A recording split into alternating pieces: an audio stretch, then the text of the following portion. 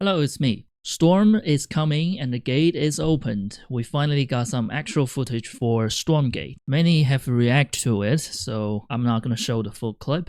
And of course, there's an official video you can always go to. And I just want to share some thought I had and some details they shown but not yet explained. So the first scene we see is a big fight and all of the unit reveal are included. Much fewer units than Starcraft II, not sure if this is 200 versus 200. On the other side of the screen we can see Marines versus Scout Doggies. They have this slow effect that can apply, and later on they show a clip of early games. And it seems like the Scout has this ability quite early on, so it must be a default or passive. It seems like the Scout is available very early on. It can do a lot, which they did not show. If the slow effect can be applied to workers to slow them down, you can imagine what a pro players are going to do. They might try to attack each of the worker once, so all of them get slow effect. You might have some early game dance between the workers and the Scout. Definitely more useful than a scouting probe try to mess with your mineral. In the next important scene, they showcase the tank cannot attack the unit too close to them, just like a Starcraft tank.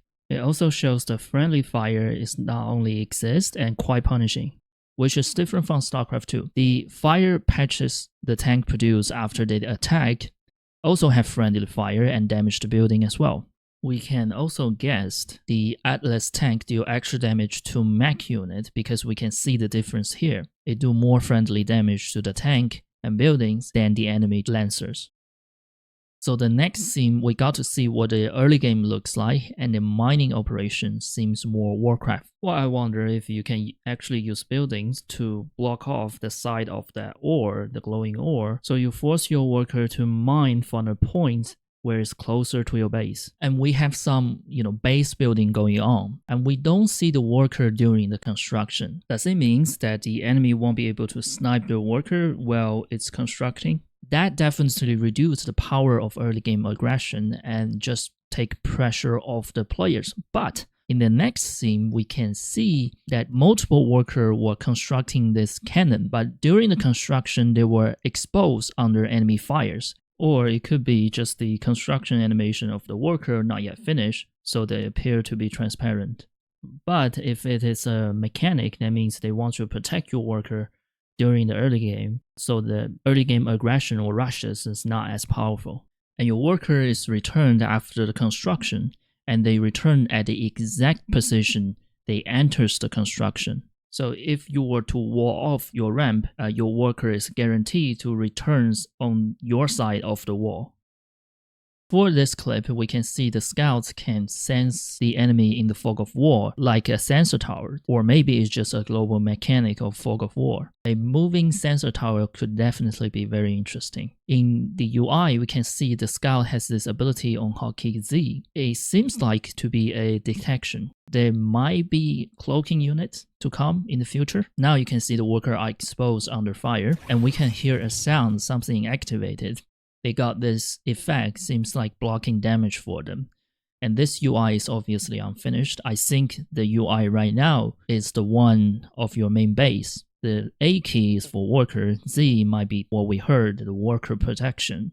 And D is to upgrade the base, like a Zerg hatchery or hive. So this can help me thinking that what we presented right here is not all of the units.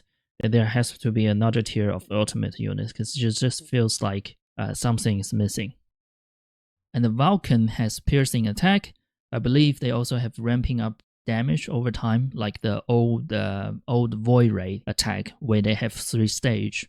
On this clip, they are showing off the macro ability of units go up and down the dropship. We can also see the medic here have a very long range healing these troopers. It's very interesting. They have a long range, so they will permanently behind everything you have. So it seems like the macro will be easier, or at least the formation of the army will be easier. And for the last bit of information, you can see from the last scene that you can actually pick up a sieged up tank using the dropship and repositioning them, like the flying tank we had 8 years ago at the very beginning of Legacy of the Void. Now you know what they mean by this. We dig the idea of creating opportunities to harass with the siege tank that weren't previously possible. So we've seen lots of new design, and we also see a lot of inspiration from StarCraft. UI-wise, I think there's a lot of work to be done. For example, the scouts got sniped, but the UI took seconds to refresh. And in the other scenes where they're juggling units up and down the dropship, it might be hard to see how many units was inside the dropship. It looks fine on a computer screen, but if it get projected to a bigger screen for esports events, it could be a problem. Anyway, it's a very good showcase of the design and where the game is heading to. If the mechanic looks overpowered, that's good, because that's what you want in this stage of development. It's bound to get nerfed whenever the competitive tournament started, and they couldn't help it.